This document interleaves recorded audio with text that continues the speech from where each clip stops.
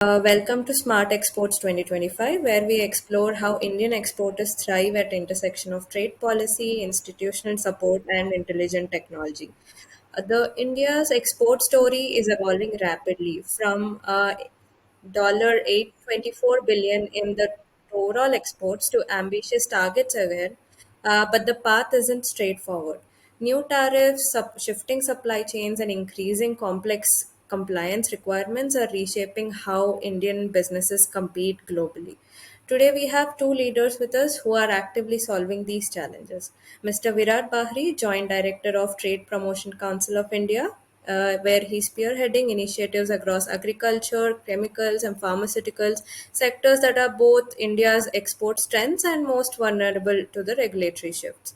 And we have Mr. Naveen Atrish, founder and CEO of Liquidmind.ai, whose Trade Veda platform represents the new frontier of AI powered trade intelligence, helping exporters stay compliant while staying competitive. So let's dive into India's current export reality. Now, for the first, let's set up the context as in what the market overview and the tariff disruption is going on. To Mr. Virat, sir, how are Indian exporters are navigating some choppy waters, shifting USA to China trade dynamics, new tariff structures, supply chain realignment post COVID? From your experience in working along with the exporters across different sectors, what is the current state of play for the Indian exporters, you would say?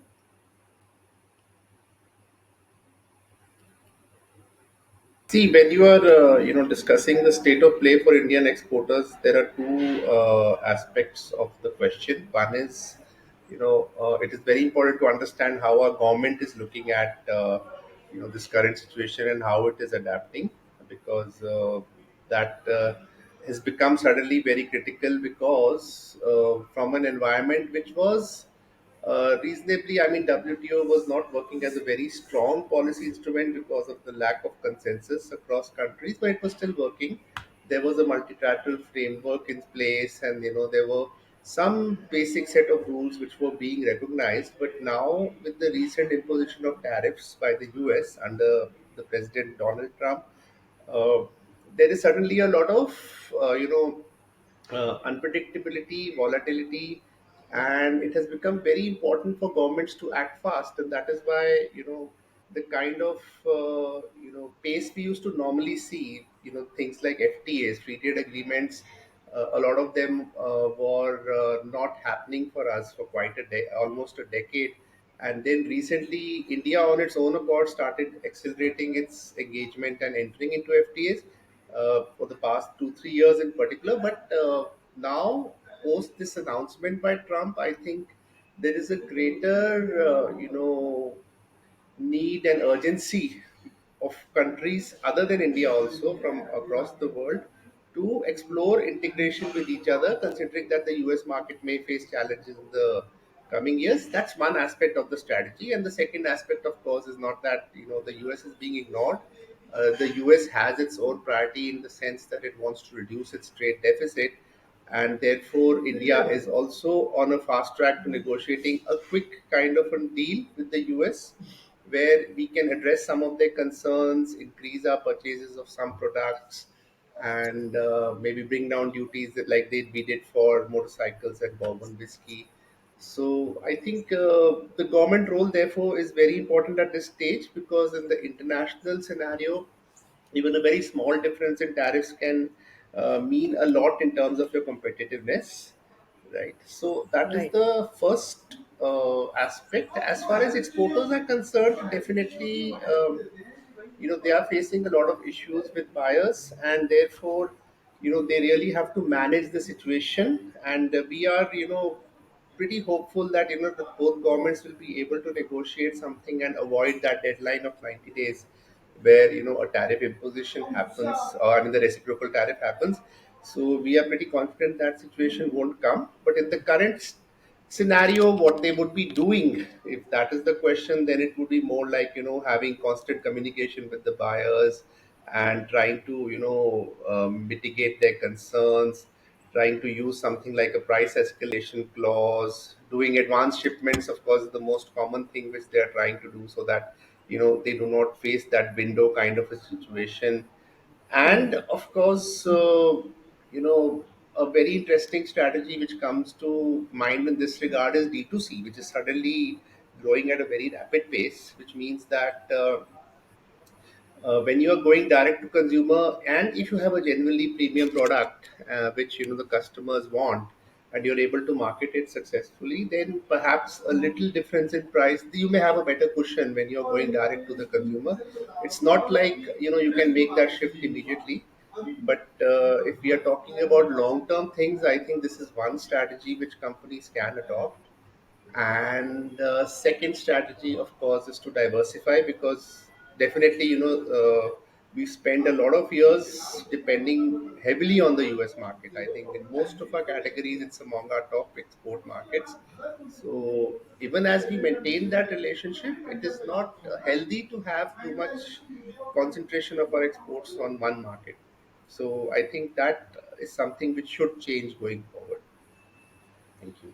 Okay, so that's a really good comprehensive view. Moving on. Sir, Naveen sir, as Virat sir has explained about the comprehensive view of the land scope, in case of this complex, fast changing regulatory environment that he has described, this is the kind of chaos AI should be solving. How does Trade Veda, your application, help exporters not just survive these disruptions but actually turn them into competitive advantages? Yeah, thank you, Usha and Virat. A pleasure to, as always, interact with you, and thank you so much for joining us on this podcast. At the outset, Usha, it's a multi. I think Virat summarized all the key points that the world economy pretty much was going chugging along. Let's put it that way, right?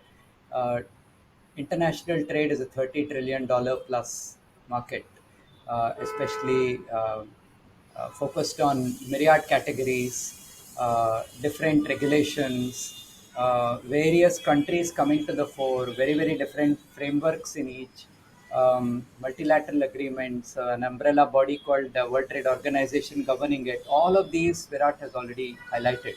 If you were to take a exporter slash a trader view and work backwards and say where is it that new age technology companies like ours can come in and try and add value.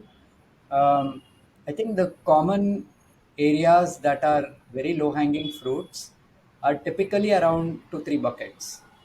The first bucket that I would classify, which Virat also highlighted, is this whole uncertainty around, large part of the world, believe it or not, till 3 years ago, Virat will agree with me, didn't even know or had not heard much about tariffs or trade till Trump came in and created this tsunami, right? For good or for bad. Obviously, like Virat highlighted, he has his Make America Great Again mandate, as we do with Make India Great Again, and focus on making India and Atmanirbhar Bharat. And we are striving towards that. Our DGFT's goal is very clear: $3 trillion by 2030. I was there in the SCOMET conference in January this year. They made it very clear. So if you were to take that view, right, um, there is a huge impetus, especially with the recent defense deals and the increased focus, if you will, staying away from geopolitics. There has been a huge spike in perhaps demand for Indian defense equipment, etc. So obviously that clearly falls under SCOMET. Similarly, there are massive categories that Virat already highlighted. For a long time, India was an agrarian economy, right? So if you were to look at food exports, in many areas and spices, we are still one of the world's largest exporters, if not the largest exporter for a lot of those commodities. And then you were to take, let us say, consumer electronics, we have a massive spike, thanks to the bellwethers like Apple coming in and setting up shop, and forget the 20% additional tariff that Trump can impose on Apple. That will still be way more profitable for Apple to make in India and go export to America. That's just the law of economics and finance at play.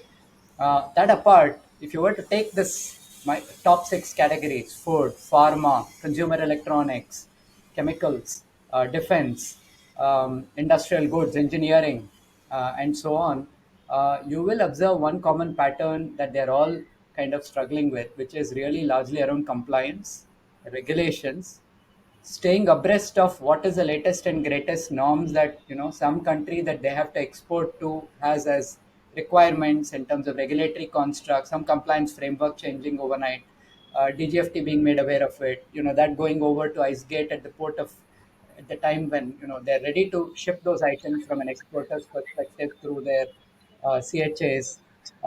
And one of the common things that we can look at from a new age technology company's perspective, therefore, is compliance, regulatory aspects, making sure that the documentation pain points, which are numero uno, a large part of trade today, even today, with great improvements in digitization, websites, every, Virat will agree with me, every one of our top categories, apparel, pharma, food, they all have websites, they all have beautiful document processing capabilities.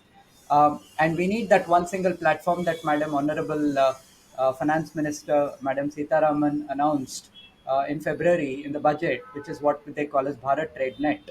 And the goal there was to unify and create a sort of a UPI moment, if you will, for our world of trade. And if you were to take that, plugging in into that ecosystem, or what our honorable Prime Minister, when last year he visited Singapore and tried to bring in best practices from platforms like Trade Trust and so on, it's all about, at the end of the day, same logic, right? At the end of the day, what does an exporter importer's primary problem? What is that?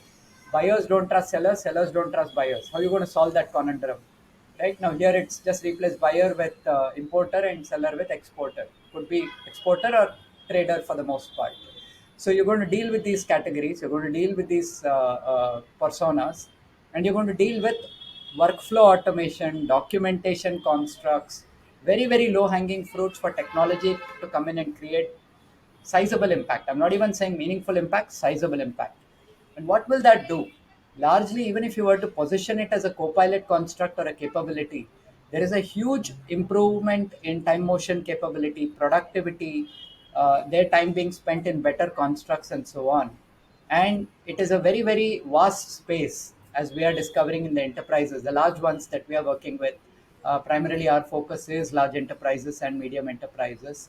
The very large ones almost always come back with the same pattern: adherence of documentation to critical to quality parameters, accuracy being a certain percentage, um, constructs around trying to interlink and smoothen the automate. So Liquidmind's mandate is automate workflows for international trade using AI.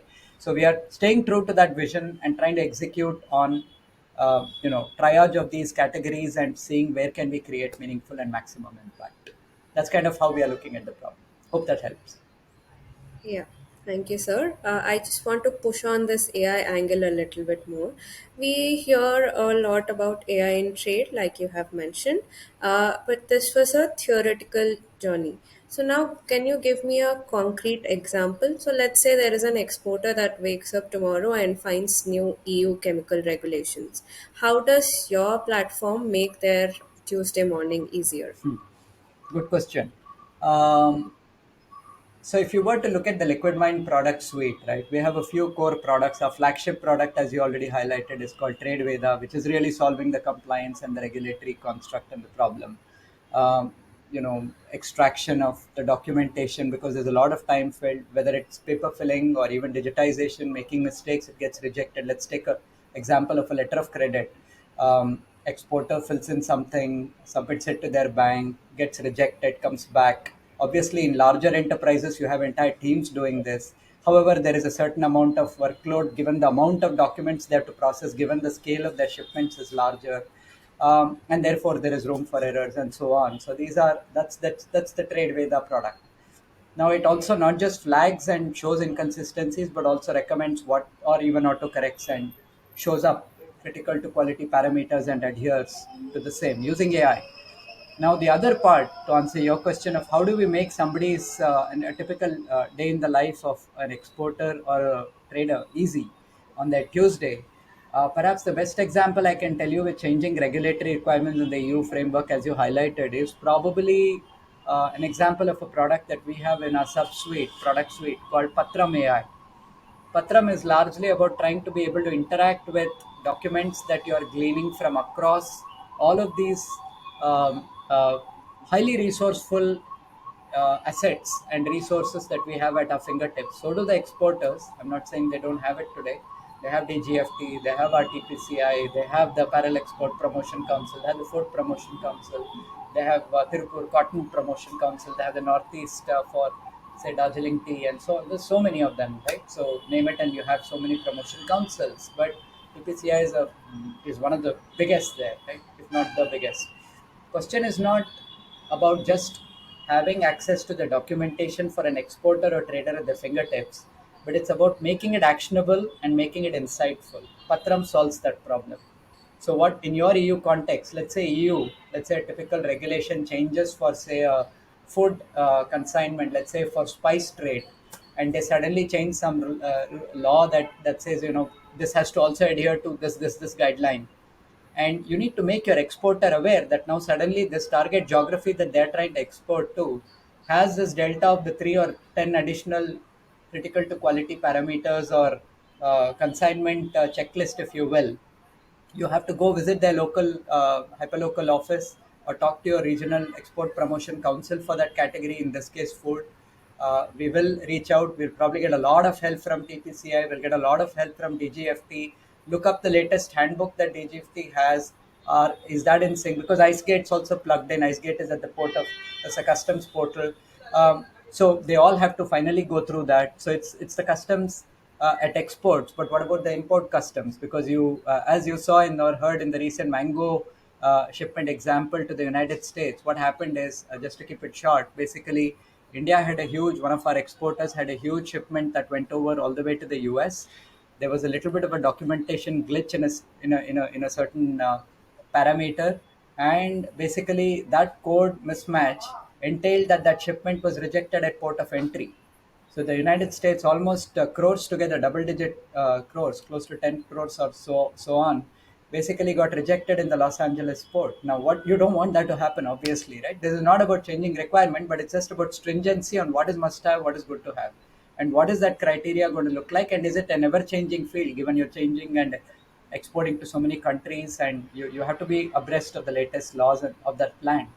So Patram basically gives you that instant access, queryable multimodality, which is text, image, or chart, where you can just go query that document that you pull from DGFT or you pull from, our latest trade promotion council portals, and you are able to suddenly put that power into the hands of the fingertips of your exporters or traders, much like how a GPT would do. That's basically a multimodal capability that we have, which is called Patram, and it's incredibly valuable, as some of our users in their early feedback and beta trials are telling us. Hope that answers, but that's how I'd like to make their life easier on that Tuesday. Hopefully, Monday they hear the scary news, they suddenly go to Patram, they query it, and they realize, okay, these are the three deltas I need to do. I need to quickly go look up the local agency of that country, in this case EU, or that union, get the required office for, say, that category or that commodity, make sure that you make the required changes, come back, cycle back with your team, make the changes, put that into your documentation, because a large part of, remember, export consignments is about documentation flow leading to fund flow, leading to goods flow. So you have to solve that problem, otherwise it's going to get stuck. Hope that helps. Yeah, thank you, sir. That is a really good understanding of what Liquid Mind is offering to us. Moving on, Virat, sir, so you have worked extensively with trade promotion and export facilitation, that is, creating country specific outreach, making trade dialogues, and buying and having seller buyer platforms for easy understanding. But I'm curious about the execution gaps that you have observed in your journey. So, organizations can facilitate introductions and market access, but where do you see that the exporters are struggling once they actually execute into these opportunities that you are trying to create? Right. Yes. Actually, first of all, I would like to mention, because when you talked about ChatGPT, the way everybody uses it, but This is the kind of application which Naveen mentioned that AI should actually have, because of the huge kind of information gap in international markets. Then, can you get that information in real time, as you mentioned? And the fact that the information is scattered, you don't even know where to source what. So, if that kind of thing is available and a trusted tool is available, there's certainly nothing like it. Coming to your question, yes, the very purpose of the activities which we do is basically that, if you are sitting in India and you want to, either start exports or, expand your exports to a certain market, or even to, reconnect or build new networks within your existing markets. So, this is the kind of platforms which we do are kind of aggregator platforms that, a number of buyers and a number of sellers come together in one place. We do that kind of arrangement. We do that kind of matchmaking. We take the help of various stakeholders, be it our own government ministries, be it the embassies in these specific market, ours and theirs. They are both, very supportive. Mostly, that's a blessing. And the trade promotion bodies in other markets, they help us. We help them. We have MOUs with a lot of them. So the idea is that you are in a space with them for a day or two. You have trusted buyers who have been come recommended, who are coming through some councils, and therefore you have a better chance of, doing business. Or even if you're not doing business, you get to learn a lot about that particular market. You make connections. If X is not your immediate buyer, he may be able to connect you to Y. So lots of such benefits can happen. Of course, practical challenges can be of various kinds. One is that you are not in the kind of regulated market. There are certain markets which are not as regulated, so you don't have those kind of trustworthy relationships which you can build. So even if with the best intention you're getting the right kind of players, but some or the other unethical practice may happen. There is a risk of shifting policies. Any market can anytime change a certain policy related to its imports for any reason. We observe this in the case of MRLs because we work in the food sector. So sometimes a market may just say that this much level of residue we are allowing, but now they say that we will only allow if the residue of pesticide is 1/1000th of this. But there is no logic. Normally it's like, they have followed some kind of, maybe they are following the EU norms, or it's just a perception. They're not a lot of times these MRLs are not scientifically also backed. So those kind of things can catch exporters unawares. Shipment delays, of course, the traditional. Post COVID, there was a lot of problem with the availability of containers. The Red Sea crisis stopped ships for many days at a stretch. So these are the typical execution challenges. Of course, you have to understand the right way of doing business. You don't. Things like these still happen, that you take an, you give an advance payment and the exporter is unable to supply for some reason. So I think, yes, these are the practical challenges. Quality issues may be faced. Sometimes the buyer may not accept the kind of quality which was initially committed, and he may then refuse the order, or he may back out. So I think these are the typical challenges. Yes, and you, as you mentioned, non-awareness of compliance, or the real-time information is not available, which you said it's a real challenge. I totally agree with that. Real-time information in today's environment is particularly very important, because it's suddenly become very, very different. Even you have an agreement with a certain market, and still, countries are, probably we may have that unfortunate trend that countries may just change their rules at the split second for some reason. So that Yeah. could be something which we need to address. Yes. Okay. That is interesting. So Naveen sir, as Virat sir has explained, these are the gaps that he has observed between the market access and the operational execution. So, do you think this is where the technology has to step in? If yes, how does Liquidmind operate with this at a granular level? Yeah, that's a great question again, right? And I think I completely concur with Virat's points on whether it is market access, suddenly having to deal with the MRL, the maximum residue limits that he highlighted in the pesticide, the residue levels, etc., in food products, coming as the biggest big concern, right? If that residue level is above a certain amount, they could just reject it at the port of entry again. It could become a repeat of that mango case for a very different reason because product was not right in their eyes Right. at least. And we have seen a few instances even in Virat and I were chatting about this last year. I remember back in April, where we were chatting about that whole MDH Spice Singapore related incident. These happen, right? Sporadically, you keep reading about this in the papers, and obviously, Virat is on. He, literally, this is their day in the life, right? So they get to hear suddenly some XYZ consignment gets rejected. And these are big players, right? These are not small players from within our space. Now, anyway, to come back to your question, how would I look at it? What is that gap in market access and sort of execution constructs that AI can play a role or solve for it? Number one, we need to sort of remember. I'll give you a case, and this is not even India specific, but I'll still highlight this, right?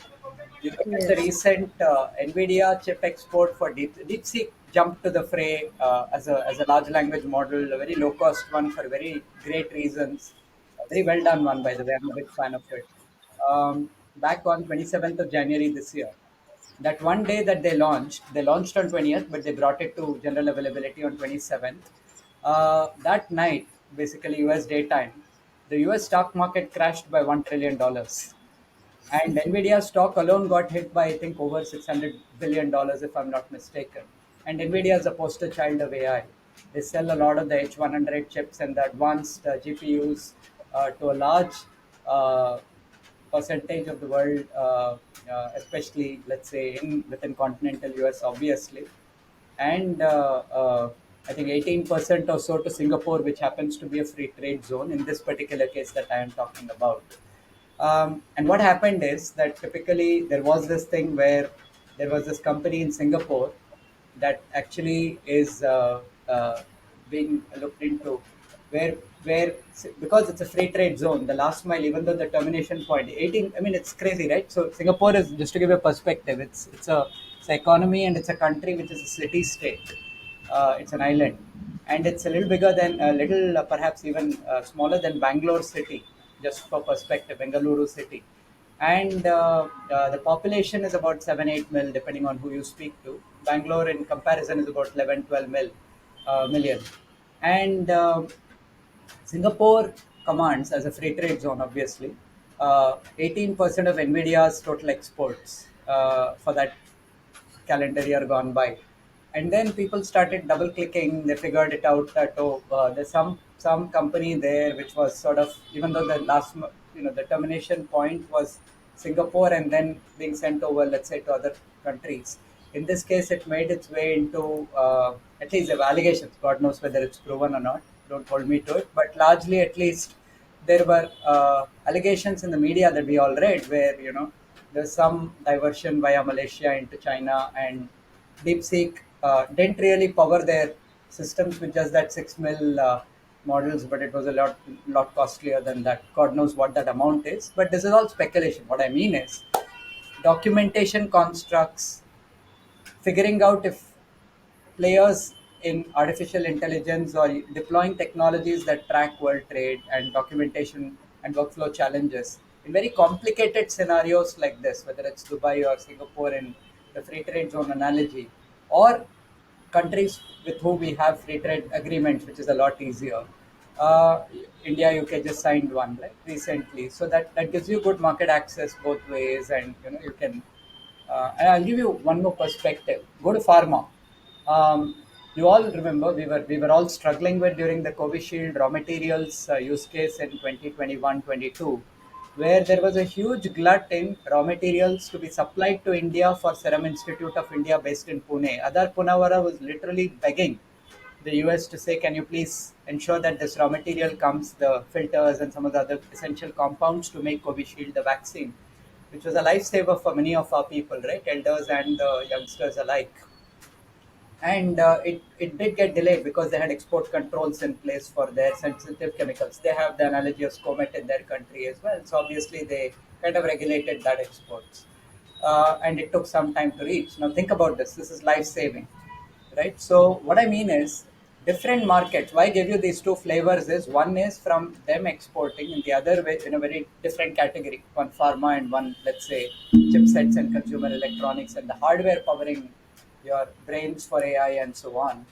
Um, it is very important that companies not just look at problem statements in isolation, but they look at entire business processes, workflow automation, and not just solve for very narrow AI agent. So I'll give you this example, right? You could have an AI agent that solves for documentation constructs similar to the CTQ, accuracy, blah blah blah, for a large enterprise who's also an exporter and a trader and whatever, right? $1 billion plus enterprise also doesn't matter, or an SMB, medium business, whatever, from India into some other country or multi countries.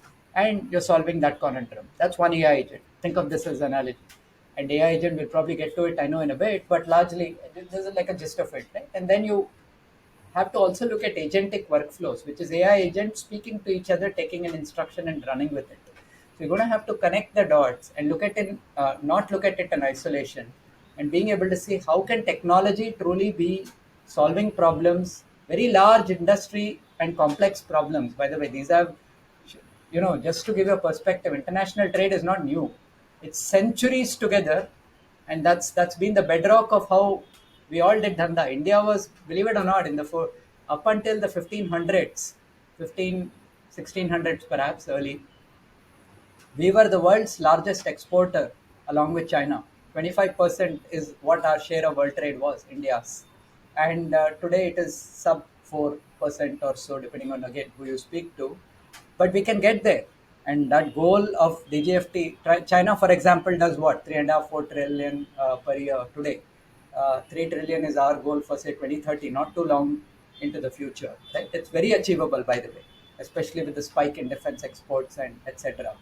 And even consumer electronics. What I mean is, you need to be able to take that macrocosmic view, double click, zoom in, figure out where your technology can truly create needle moving, not just do tech for tech's sake. There's a lot of companies that have this urge and temptation to go to, let's say, Virat and his team, or exporters in various big companies and SMBs, and say, I have this cool tech solution which uses AI, does some extraction, not having a damn clue कि करता क्या है, value क्या है customer के लिए, how will it help the exporter, where is it in the state transition across the various workflows within or outside the enterprise in the ecosystem, if you will, adhering to the right Incoterms, making sure that pata naga ki, not the liability suddenly not on the exporter, like Virat highlighted, uh, advance payments, importer honoring their balance payment, let's say, right? There's a lot of things that happen in the SMB space where oftentimes people even bypass LC, letter of credit route, and do advance payments, 50 अभी 50 बाद में जब item आ जाएगा,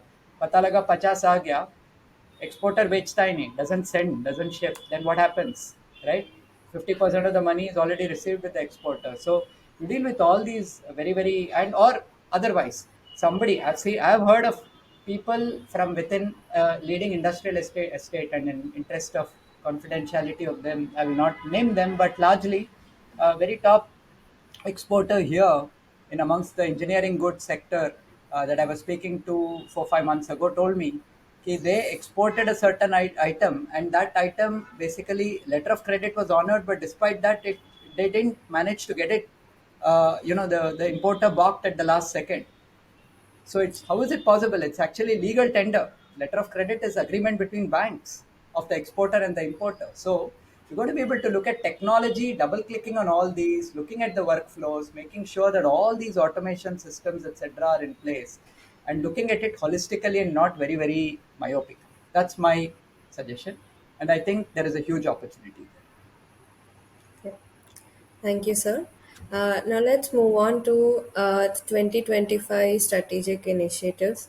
So, Virat sir, you have been involved in organizing major trade initiatives with respect to India, events like Indus Food, International BSMs, pavilions at global expos like Coverings Orlando and Vita Foods in Barcelona.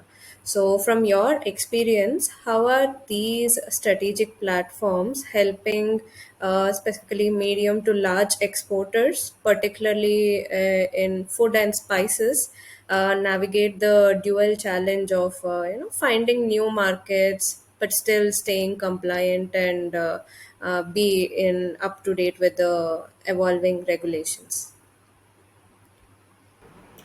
Right. See, compliance is not something we work Uh, on specifically, but I can tell Sir, you about. sorry, but you are on mute. Just stop for No, a I think second. I unmuted. Just No, I can hear you, Virat. Please go ahead. I can hear you. can you hear me? Yeah. Hey, Virat, I was able to You hear hear you. me now? Okay. So I'm saying that we are not specifically into compliances, but the core benefit we are offering in this in this export ecosystem is, as I said, a buyer connect. And in this, I'll give you specifically the example of Indus Food. So Indus Food started around 2017 or 18 roughly, and the discussion at that time was happening around the agri export policy and doubling farmer incomes. That was an objective which the government expressed. And the major concern was that, how do you diversify this agri export base? There are a lot of big brands which are exporting, but India has such a huge agri, raw material base, and therefore a lot of untapped potential. There is scope for a lot of companies to export, but they have to go to some of these big global trade fairs, and these global trade fairs are expensive, and they are one amongst many countries which are exhibiting, so they do not get the necessary kind of attention. So we in Indus Food, we aim to create a platform, one which is within India, so therefore much less expensive, easier to access for them. And in India, we created that kind of ecosystem where buyers from over 100 countries today are coming to visit this show in Greater Noida. So they are getting that kind of access without having to cross the border, right? Then we did something unique in the sense we made it an exclusive B2B show, which means that there is no general public which is allowed. So people found value in the fact that they get exclusive time and return for their investment. They get to meet buyers. So the idea is just to build the platform, give it, organize the right kind of engagement activities within those 3 days. Make it's such a high energy environment. If sometime you visit Indus Food, you will understand the kind of energy it has. And then when they discuss with each other, they talk about challenges. A buyer expresses an interest in the product. These are all genuine buyers, verified buyers. Then they will give you all kinds of information, which is especially useful for the new brands. And over the years, I have seen that when such a platform is created, new and innovative companies start coming up. So there are, a healthy mix of big brands and emerging startups. A lot of things are happening, for instance, in the RTE space now, the ready to eat space. Because now our cooked meals are going abroad, and our own population is of course interested. Our NRI population is a major consumer, but definitely there is scope that there are, even the native populations of those countries are trying out these things, getting exposed to Indian cuisine. So I think it's a journey which cannot be traversed overnight. I think you can do some events and then leave it. Let's say the ecosystem develops over time, right? But I think within a period of 8 to 9 years, we see a definite traction in these things. In this particular sector, we see that the show has been growing regularly, and exporters find value in it. They keep coming back, so we have repeat business as well as new exporters coming in, new buyers coming in. Therefore, if a platform gives you that kind of a space, it is self propagating and it grows on its own. and I think it was something which the food industry really accepted as what they were looking for, right? So I think that's how it is. You have to build upon, develop the right kind of ideas, develop a strategy, and to be at it for a consistent period of time for something to change. Because we keep saying, China plus one, China plus one, but a China plus one cannot happen just one day. It goes heavy tariffs on China and the supply chain gets realigned. It doesn't happen like that. Yeah. It takes years to build, and therefore that's not even a sustainable way to go about it. Right. Thank you. Okay, thank you, sir. So, Naveen, sir, hearing about these TPCI active programs, let's think about scale. So, we have hundreds of companies at these trade shows, thousands of potential connections. So, let us think of a scenario: a company that is participating in an international F&B trade mission. Uh, Makes new connections and wants to enter into Southeast Asian markets, let's say. How does your platform support this transition from a trade show that leads to an actual shipments? That's a great question, something that's very dear to me. And I'll give you a little bit, I'll take a step back and give you a little bit of a perspective on this topic. Virat, you nailed it. The Indus Greater Noida Food Expo. You should see the energy, the vibrancy, the kind of product portfolio, the gamut of categories that they cover under the food space. It's anything and everything. And these are massive halls. Okay, there is a reason why they peter it down also to B2B. Now I'll give you another flavor, right? There is a similar experiment right from the inaugural edition of Aero India and Defense Exports as an example, which happens here in my backyard. I live in Yelahanka, New Town, and next to the Yelahanka Air Base, and it's pretty much, my father was in the Indian Air Force, so we used to just go. It was in those days we used to get passes, Virat. So 1996, 94 onwards, that was the first iteration, although they say it started in 95, 96. But Aero India runs every 2 years. That's the cadence. And it's again B2B. The first 4 days are for B2B. So that you hear about all these, right? Sukhoi 57, F-35s, all the things that are tabled right now for discussion for us to import um, from, let's say, most likely whatever, right, the usual suspects. We saw these equipment in action. Ditto with this food fairs, right? Taking again, going medici effects, so pardon me. Largely I'm just trying to compare across industries and giving you the pattern, and I'm trying to tell you how ease of market access and also technology again can help connect all these dots, if you will, across sectors. I'm trying to give you that flavor. Food Expo, Indus, Greater Noida, great example. I had the good fortune of visiting the Indonesian Jakarta International Food Fair back in 22. Oh my God, mind blowing. An entire complex. You should see that trade expo. Almost about massive 6, 7 pavilions filled with different variety of consumer goods, business goods. Obviously, it was also D2C and B2B.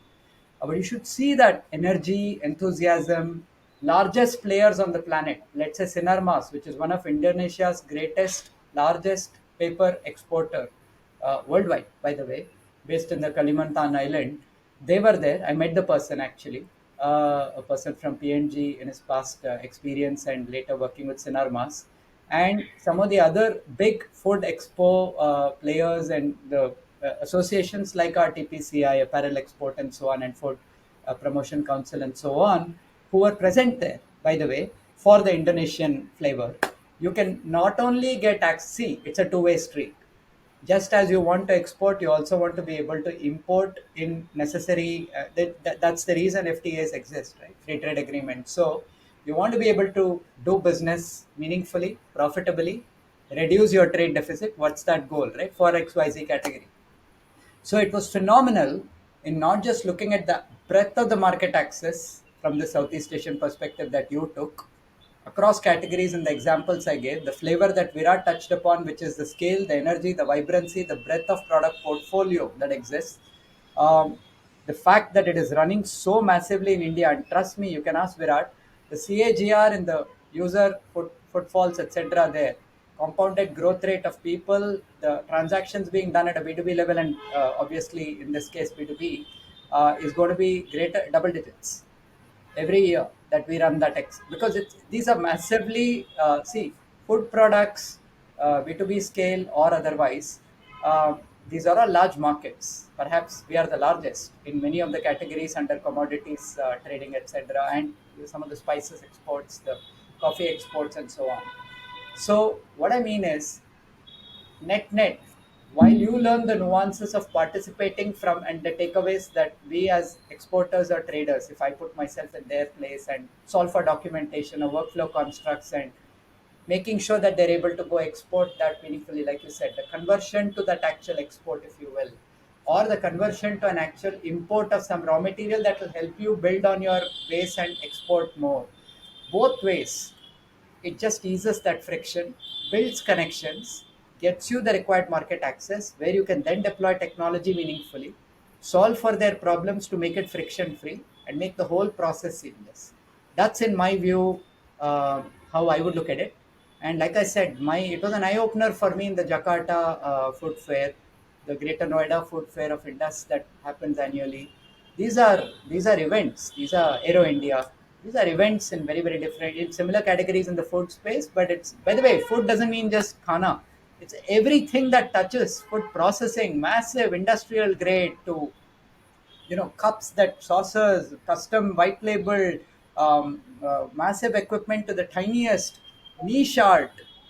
Anything and everything that you can think of are there in our indus fairs, or in this example of these two large markets in South Asia.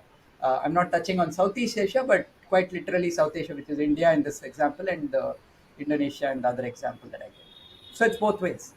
It's pretty beneficial. Yes, sir. Thank you. So let's just deep dive into more into digital transformation in terms of trade. Okay, so Naveen sir, I want to get technical for a moment. So everyone talks about automation in trade nowadays, but you are specifically mentioning Liquidmind as agentic AI. So that is a, I would say, a very unique distinction. So, what's the difference, and why should a exporter be who is dealing with, let's say, thousands of shipments, consider about that difference? Yeah, great question again, right? Application of technology solving real world problems. Let's put it that way, right? I already touched upon a few of these, so I won't rhetorically repeat them, but I'll give you the view, right? What is, first of all, take a step back and look at two big trends in the AI space, machine learning space, which is what we call as AI agents. It is predicted that by 2035, there will be close to hundreds, if not of billions, if not trillions, of AI agents ruling our world. And what are AI agents? At the simplistic first principles level, it takes an instruction, a prompt, if you will, detailed, as detailed as you can get, runs with it in a depth manner, solving for a verticalized problem space, whatever it may be. In our case of, let us say, exports, as an example, it could be documentation exports and looking at, adhering to CTP quality parameters, mapping it to the various documents, making sure that accuracy levels are high, and then being able to make sure that you have meaning, and reducing the output of that to the required corporation, whether you're working for SMB or large. That's one view. Now you could, like I said earlier as well in the example, connect workflows to be able to, let's say, plug in into different portals, different use cases, different constructs, trying to say how can I connect the disparate systems together. Right? That's another view of how one looks at the entire AI agent to agentic AI use case.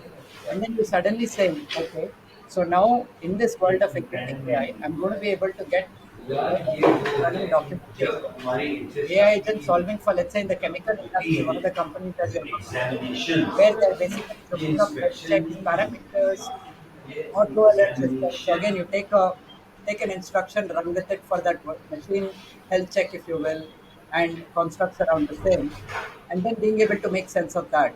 Now you connect the two depth AI agent capabilities to solve workflow problems. There could be others where you're now suddenly saying, I want to be able to interact with my logistics providers, my CHAs, logistics agents, and so on, and being able to connect the dots and build meaningful workflows.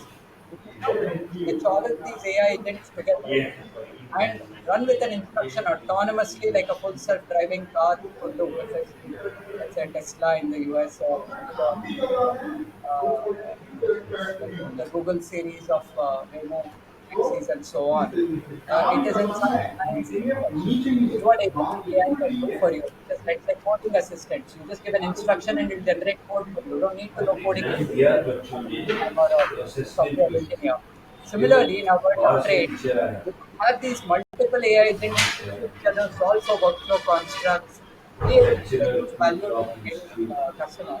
And that basically creates what we call as this whole concept of agentic AI.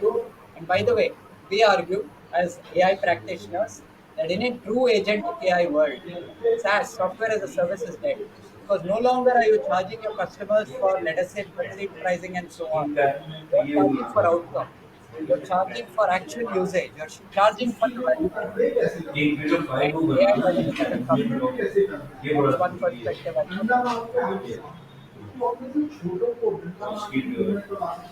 propose. इसके दो paper ध्यान से देखिए एक तो ये paper है यहाँ दिक्कत है एक ये पेपर है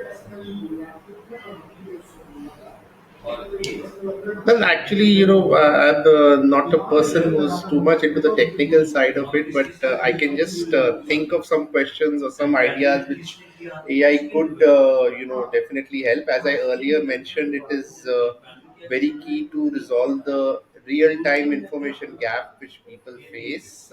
I also met another company representative who was talking about labeling, for instance, in food products, which is a very nuanced thing. Market to market, product to product, the labeling requirements are so different. So, for an exporter who doesn't have the support of AI, something like labeling can be very difficult to comprehend. When which market he's entering, so what the requirements are, and if he goes wrong, then that could prove to be very expensive. Then obviously, how do you manage and meet regulatory standards? How do you integrate and monitor your whole supply chain? Because in a sector like food, it's not just the importing country regulations. When you're talking about pesticides, they are coming from the farm level, so that entire control on your supply chain is so important in food, because food is something where countries will obviously be very sensitive about. And often at time when you think that it's a compliance mismatch, or there's been a higher level of MRL, it's not necessarily the exporter's fault. The exporter himself doesn't know where it came from. I've heard of Right. cases where even organic, so-called organic food products may have some elements of pesticide, or something like, let's say, there's a factory in the vicinity and something gets into the soil and that gets into your crop. So, even an organic product cannot necessarily. So that control over your supply chain is important. If AI can be trusted and can bring those kind of credible products which can reduce your errors, enhance your creative credibility, shorten your approval cycles. Sectors like food processing, pharma, and textiles can benefit in these future areas like ESG reporting, which is being required by importing markets today. And you can therefore be proactive and be ahead of upcoming trade norms rather than always having to follow and play. Maybe Hmm. have a bad experience and then learn. It's better to be able to preempt something that's happening in the international market and be prepared for it in advance. So I think that should be the next level of AI, that even you're prepared for the future. And I don't know if possible tomorrow AI could help you get a better and deeper insight into the markets you are serving, because that is also very important to understand what your marketing and approach needs to be to in the market you are targeting. Because what are the customer tastes and preferences, and what are the kind of competitors you have. So these kind of questions, I think, also probably AI may be able to answer and bring that kind of information to you sometime in the future. Perfect. Thanks, Virat. Virat, one quick question around on that same thread, right? I had a view around these IceGate APIs and some of the other unified logistic interface platform, ULIP. I'm sure you're fully on top of it. how technically would people adapt to a ULIP type interface? How do they try and get their way around? What is the value they serve? Because apparently we did an ULIP recently as well from our own experience. We figured there's a lot of synergy. There's a lot of interaction across this logistics platform and a view into the export market world, if you will, our own exporters, the various entities and the stakeholders. What is your view? Thought I'll probably quiz you a little on that if you are open to it. I think we'll do it offline. I'm not very sure about this Okay. concept. I'll have to understand it better. Yeah. Basically, it is an integrated platform for the stakeholders to, enhance their efficiency, Hmm. utilization of this tech, and reducing the cost of logistics in India and so on. I think, yeah, I mean, it is good, but in fact, what I was thinking when we were discussing these questions Right. was that one area of collaboration which we could have is something which, as a research team, we also feel, that we are doing a lot of secondary research and analysis, data analysis, but stakeholder consultations is something which we could explore jointly, and bring out some questions which are relevant to you, some questions which are relevant to us. And I think from our perspective, it helps us bring exporter issues to the government. So it builds our credibility and also benefits the ecosystem. From your perspective, I think your technology and product development is health. Yeah, So I think that is something we can think of. Like, you are in touch with some industry people, we are correct. in touch with them, so we could jointly bring some exporters together and have some comprehensive consultations. So this is something which could help both of us. I agree. Completely concur. Yeah, Okay. because I mean, their perspective matters I in these agree. I mean, I questions, think there's, not mine, in I fact. totally hear you. I think it's the voice of the customer. Oftentimes, in our discovery and some of the early pilots and into the larger deployments, if you will, when we go to these large enterprises mostly and medium, I would say, one of the common pain areas that we hear time and again is better industry collaboration, better knowledge of what is changing out there in the landscape. Like you said earlier, the queryable and verifiable information at the same time, so as to have that trust marker, if you will, to be abreast of solving for that information asymmetry and having it at the fingertips. Something that are solid use cases for AI, the way I see it, and that's the reason I'm sort of bullish on this vertical, and solving the top six like we had discussed last year as well on the top six categories for India: food, pharma, consumer electronics, apparel, and so on, engineering goods, and so on. Yeah, Usha, back. Yeah, because we are not like actively engaging with all the people in these sectors. We do research, but it is something we want to do. Correct. Yeah, We Right. definitely want to do that because that also gives us future agree. opportunities. Totally agree. Right. Yeah, yeah. Yes, sir. So, on a closing note, let's look at requesting you to both. We can't Uh, hear you. Can we hear? I can Can we I hear can you? hear. Sure. I can hear you. Acha, you can hear. Great. Great, great. Something wrong with my Go ahead, system. Usha. Please I can hear Okay, you. sir. Okay. go ahead. Go ahead. So now we have covered a lot of ground, right? From policy disruptions to how the institutionalized support is being given and to the technological solutions. So, to Indian exporters that are listening to this, that are operating in a high volume or a high risk environment. So they are dealing with the competitive pressure, technological change, and also the regulatory complexity all at once. So if you have to give them one key message, that's something they could act on and to be better, what would it be? Starting with Virat sir. Well, one key message would be from my side is to treat exports as a long-term investment and not quick wins over a few deals. It's a commitment. Yeah, I think that's a very relevant question, Usha.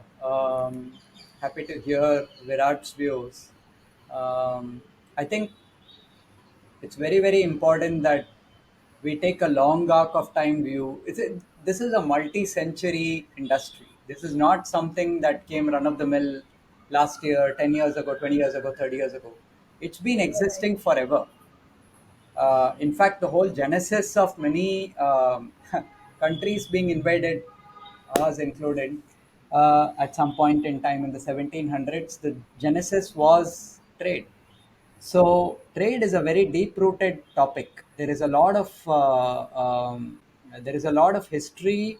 There is a lot of geography, obviously, but there is also a lot of complexity as well in how it is being done today. One message to exporters, manufacturing, and international traders would just be this: that look, guys, we need to look at identifying inefficiencies, making sure that your compliance and regulatory nuances are respected, and making sure that there is the least friction, if you will, in some of these processes. And if as a result technology can help you get there, sure. If as a result, better workflow automation can help you get there, sure. And as a result, then the next level of detailing is where we start saying, can AI agent solve? Can agentic AI do it? And so on and so forth, right? That's really how you should be looking at the workflow, and not really looking at it saying, I'm going to first thrust AI on top of a company or an exporter because I happen to be an AI. That's not how I look at it. I look at it as a customer pain point, working backwards. How can we solve for these big ticket items for them? How can we solve for a century, multi-century vertical, if you will, addressing 90% plus of world trade, and then work backwards. So over to Virat. Virat, I was just chiming in with my views on how I would answer that question. The gist of it was this: it's a century-old problem. Exporters and traders have to acknowledge that it has evolved over many, many, many centuries and not just decades. There are a lot of rooms. There is a lot of room for optimization. There is a lot of room for making sure we identify and root out inefficiencies. There's a lot of room for making trade more human. That's very important. It has to be not just systems and not just paperwork, not just rejections by the port of dispatch and through custom hold agents and your port of entry agents and customs and the various state transition players involved, stakeholders involved, logistics players involved, etc. But it's the whole gamut, and you have to then look at double clicking into that problem and say, how can we see if we can leverage technology? Will it be a needle mover or will it be an inhibitor? And then you work double click and say, is AI having some of the good capabilities, if you will, to help solve my job to be done and my utopian problem and my sub immediate problem? And then can it bring in those efficiencies, time motion, customer experience, better utilization of resources, systemic interactions, automation, workflows, all of that. And then you bring in AI. And that's how I look at the problem as an AI practitioner. Not saying I'm going to throw AI at a problem and just see how it solves that use case, right? So that's really how I look at it. Would probably let Virat chime in for his views. Yes, sir. So Uh, while Virat joins in, right, I think one of the other dynamics that I want to throw here is um, it's not just again about only inefficiencies. It's not just about saying I'm going to be able to connect the dots on XYZ. It's also about trying to show ROI. We didn't cover much of it, but I will definitely dwell on that. And Virat is a think tank, right? TPCI represents that capability view. So it's very important to take a look at ROI, consumer experience as well. So that's a very important perspective in how people should be looking at and the message that I would leave for them. Virat, I was just summarizing my message to them saying ROI, consumer experience, working backwards from customer problem and into technology, not the other way around. Tail wagging the dog. It has to be top down. Yeah, Right. yes, sir. yeah. Okay, so moving on, let's close this session with one final question.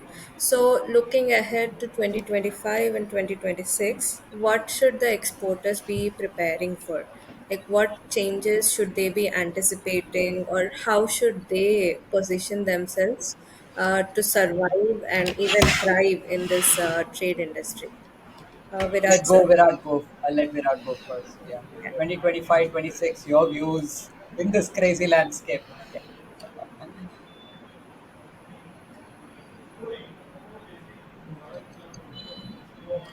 I'm s- I'm sorry, there's a That's okay, huge Virat. We problem can with hear my you. internet. I'm Basically, just the trying to question was get into a better location. Just give me a moment. Yes, sir, sure. sure. So while Just a Virat gets second. to his seat, right? One Yes. the view was Let's try so here. yeah, Virat. Just to summarize the question, largely it was about given the macro view where we are today. What does it what is it going to look like in 2025, 26, given all the craziness in our industry that we are seeing today? Our predictions and our recommendations to our exporter groups and trader groups.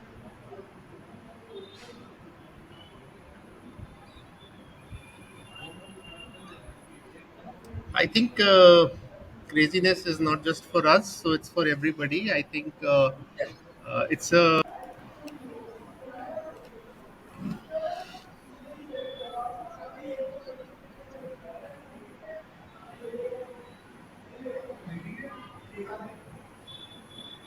totally. I'll tell you. I'll put it this way, right? My perspective on what my views and my suggestions would be for our the community at large.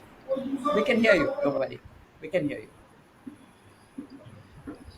Yes, so as I was saying that of course it's a time where the realignments need to be very fast, and I think this kind of scenario does present challenges, but at the same time it provides an impetus to people to rethink and develop some good solutions which should hold us in good stead for the long term.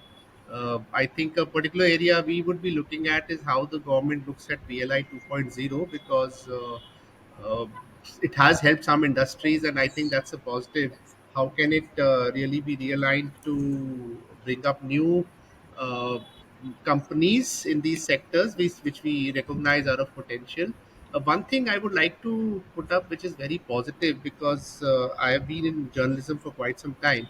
So there was a time when some of the top telecom companies, when we used to talk to them, they said that it is impossible to make a mobile phone in India. It won't happen, and this is like 10 to 15 years back. But and even I have seen for a long time the focus was never on exports was seen as something which there's a surplus in your market, you're serving the domestic market, there's a surplus and you take it to exports. But now I think over the past decade, I think it's very positive that both the government and the private sector are now looking at exports as a genuine strategy, that you're building for export markets. You're not just building for the domestic market and the surplus goes to export. That's not the way you're doing it. It's not that you're making a Maruti car, so okay, all developing countries are your market. No, the approach is that you have the capability to actually serve a developed market today, and you will build a product for that, right? So I think India has changed, India has evolved. That is the positive I'm taking from this. And all I would say to exporters is that do not see it as a transactional business, see it as a long term business. uh, View it with commitment, be ahead of knowledge always, because international markets are unpredictable, uh, but they are lucrative. See, if the person understands, has the right kind of knowledge, it's also a huge positive to tap an export market. And I think lastly, building brands is something I would keep emphasizing on. There's this D2C channel gives you that opportunity, and some Indian companies have shown that you can actually build brands using D2C in an overseas market, and that builds a kind of competitive advantage which will stay with you for a long term. Indians should now try to move out of that B2B kind of a mentality. B2B is good, but if you have that capability and staying power, You should look at investing in a market. You should look at setting up physical presence.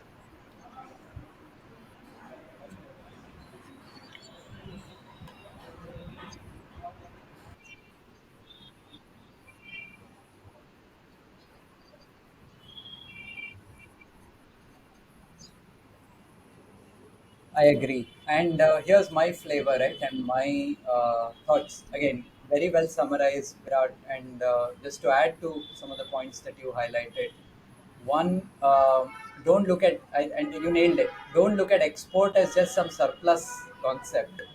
We have a massive target ahead.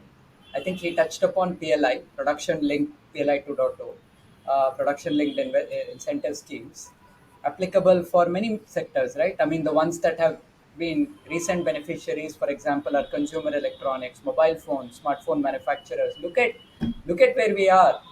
Uh, 3 years ago, just to give you a perspective, India was nowhere on the during the pandemic era or just after we were exiting the pandemic. We were nowhere there on the electronics landscape in exports. And today, with Apple coming in and because of all the China delays and the lags in supply chain that they faced and the Suez Canal crisis, etc. Back then in the pandemic, if you recollect in 21. Um, Fast forward to today, China plus one, India, Vietnam, and so on, especially India, I'll speak for our country. Uh, huge PLI schemes being put to play and utilized very well by the exporters, claiming the incentives as well and making sure that they're building in India, building for the world. When was the last time you heard many, not just foreign original equipment manufacturers coming in here into India and export, like Apple's one case? Look at homegrown brands. Uh, Tata JLR, though product of an acquisition of Jaguar Land Rover by the Tatas a decade plus ago, but the concept being that we are making for global markets from Indian companies, Tata Motors in this case, Mahindra, exporting for other markets. Ashok Leyland, I've seen Ashok Leyland buses in Mauritius. We see our petroleum giants IOCL and BPCL in Mauritius. Autos, right? So Bajaj Autos in Sri Lanka. So what I mean is, uh, don't look at it like Virat highlighted, and I'm cutting across categories just to give you the breadth of the flavor and the opportunity that it presents. 3 trillion is an easy target for the Indian export markets and traders. That's my message for them by 2030. That's the target laid by DGFT. Although the initial numbers were 2 trillion, I think it's easily going to cross 3 trillion in my optimistic view. Rakuten, the word is optimism in Japanese. The other mood would be PLI 1, yes. Second is, don't constrain what I saw in Aero India in 2025 February, 4 months back, 5 months back, versus what I saw Aero India in 1994. One small hall, some Sea Harrier from Britain, some XYZ company coming in. And it was also B2B back then, by the way, just so you know.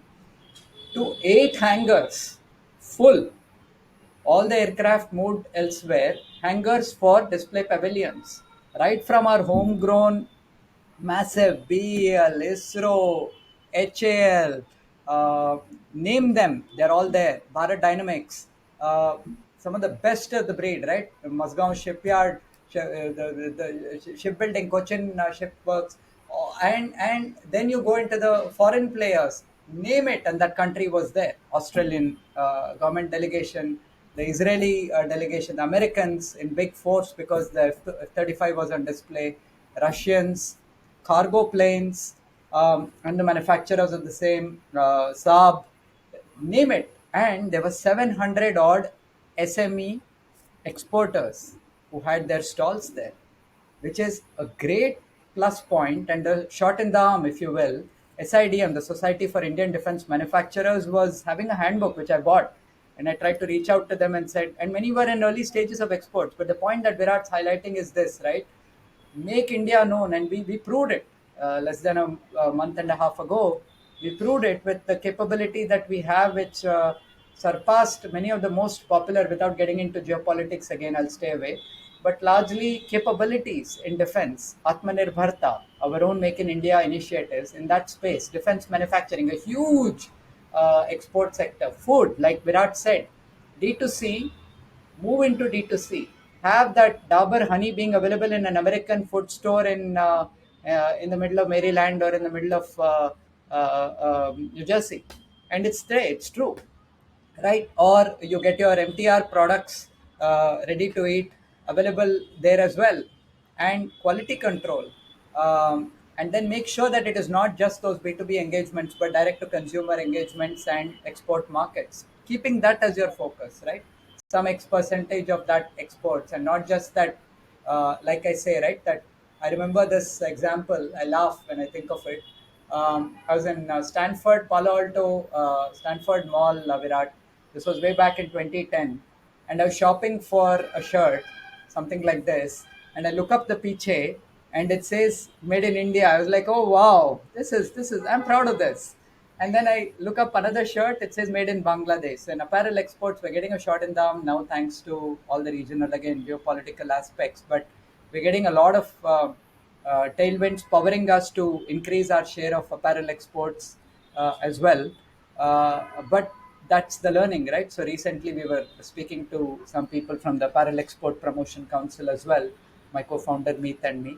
But largely that's the learning, that there is so much opportunity, and like Virat said, you got to make it a first-class citizen and build products that are tailor-made for exports, not just some low-cost market, and hence I will push some Maruti or some other homegrown capability there, but high-end, like the example that I deliberately gave around Jaguar Land Rover, even though it came as a product of an acquisition, or Tata Chorus, which is integrated with Tata Steel today. So that happened way back in 2007, and we proved many an naysayer wrong, if you will. So that's kind of the parting note. I would say, the opportunity is huge. Sky's the limit. Literally so, pun intended. And especially in the space sector, by the way, space sector, that's a massive sector, by the way. We're just scratching the tip of the iceberg. Food, apparels, consumer electronics, engineering goods, equipment, pharma, huge opportunities. Thank you all. So, for every Indian exporter listening, we are not just managing shipments, you're building the India's global reputation. So, with the right institutional partnerships and intelligent technology, compliance transforms from cost center to a competitive edge. So, the foundation is set. Now it's time for us all to build. So thank you, Mr. Virat sir and Naveen sir, for this comprehensive look at India's export evolution. So the intersection of promotion, policy, technology, and execution has been very critical, and this has been Smart Exports 2025. Thank you all. Thank you so much. Thank you so much for joining us, Virat. Thank you, Usha, for being a great moderator for the entire session in the podcast. It was very lively, it was very sort of engaging, and I loved my conversation with Virat. Virat, as always, a pleasure having you. Thank you so much for sparing your valuable time to speak with us on a Friday afternoon and evening. Thank you. Have a nice weekend ahead. Thank you, guys.